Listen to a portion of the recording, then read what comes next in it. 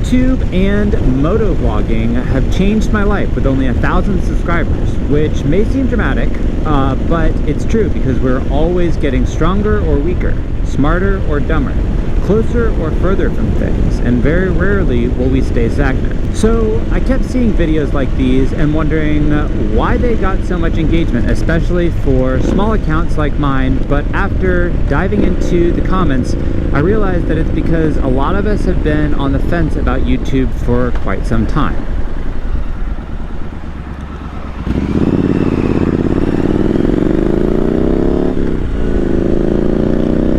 While there may be 100 social platforms out there, one really has remained at the top for quite some time, and that really is YouTube. We've all been aware of it and even used it, really quite often. Sometimes just for entertainment, other times to learn things, but never really thought about creating on it. It just seemed like a platform to consume on. And a lot has changed over the past few years though. People seem to crave relatability and authenticity and honesty.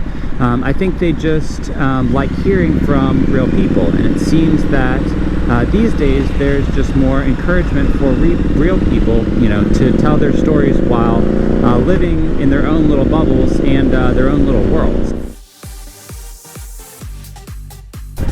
Anyways, y'all, welcome to the channel, welcome back to the MotoVlog, and welcome to another video with me, myself, and I.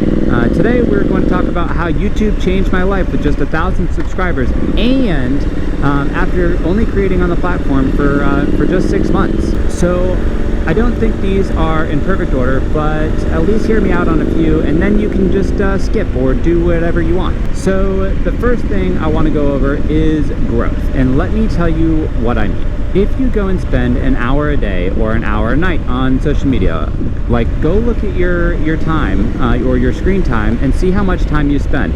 But wait, only after you hear me out.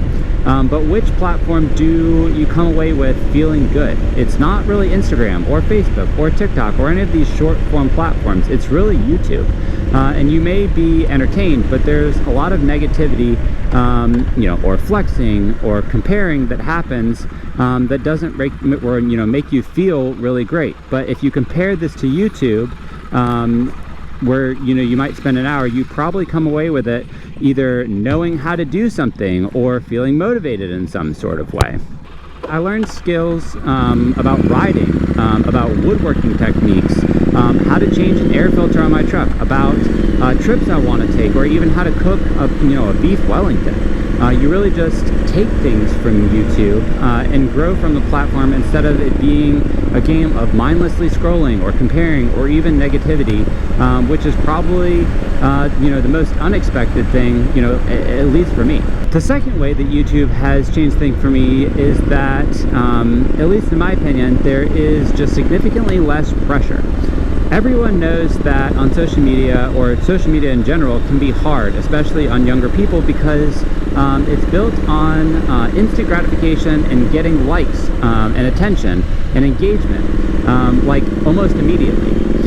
Pieces of content don't really live well on most social platforms, and that can be hard and even quite discouraging. But in comparison, on YouTube, things live on, like permanently. And I mean, I posted videos on here that got 25 views total for weeks, but after 5 to 6 months, they begin to find their audience on YouTube. This is not, to say that all of my videos have done well. I still have so many that are still sitting near, 100 to 500 views. But I have several that have jumped into the thousands range, but it took them, quite a few months. And this is why I love YouTube so much. There's less pressure to get engagement right away. The mindset is more that you'll, create content that you love and then share it, and that it will eventually find its audience,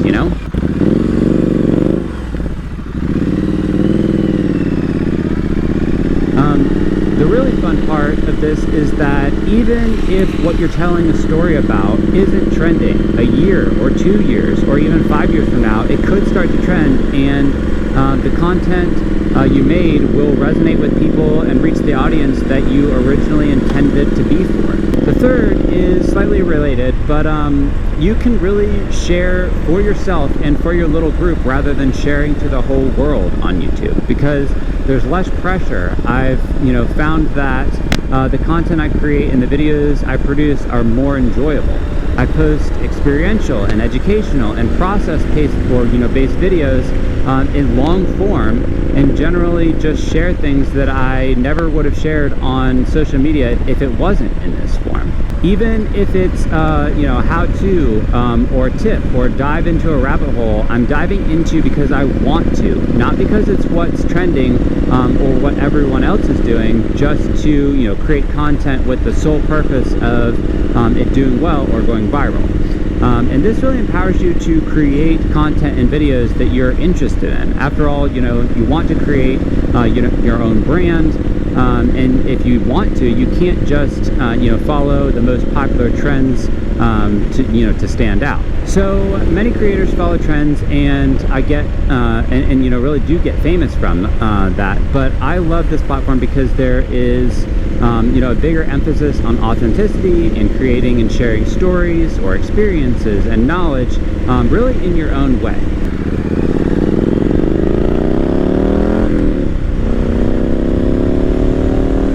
Anyways, the last way really dives into long-form content versus short-form content. I've noticed that I've become less interested in short-form content, and the main reason for this being that all the things I'm interested in, building bikes, learning to ride, backpacking, woodworking, being physical, can really take weeks or months or even years to get into, or even develop.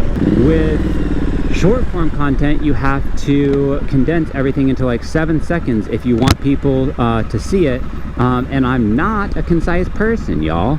I often find myself saying long story short, long story long, and then everybody laughs at me.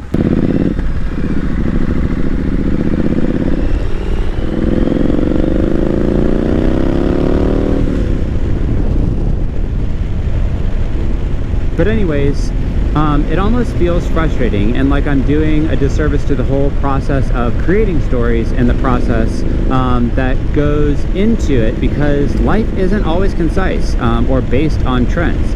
So short form content started to make less and less sense to me. And this, coupled with the fact that the whole reason I started a channel being to share the experience with you all, meant that creating short form video just wasn't viable for me with YouTube. People expect to watch a 5 to 10 minute video versus a creation that's just 10 seconds, and that's just not it for me. So getting into it, why was the 1,000 or 1,000 subscriber mark big for me? I was excited to share my motorcycle experience with people and started posting, and a lot of my early videos were quite shit, to be honest, but with each video I got a bit better, or at least I'd like to think that I did, and I started getting positive comments, and my stories started to resonate with people, which is really what has kept me posting videos and really committing to posting videos for a year, just to see what happens. So now I am where I am, which is still not very much, but I'm enjoying the process, the connection, and even making the videos about motorcycles, which is one of my biggest hobbies, and something that really does make me truly happy. The last thing I would say is that you too should think about or consider creating a YouTube channel and sharing your long form stories about experiences or knowledge or entertainment content with people. What is going to happen, you might ask, and this is that you'll find that some things resonate with people and some things just don't, and it will be a rewarding and enjoyable process along the way. Anyways, y'all, that's all I have to say about this. Let me know if you too would like to create content, or really just comment your stories below. But yeah, just like that, that's all I really have to say about this. So I'll catch y'all on the next one. Cheers.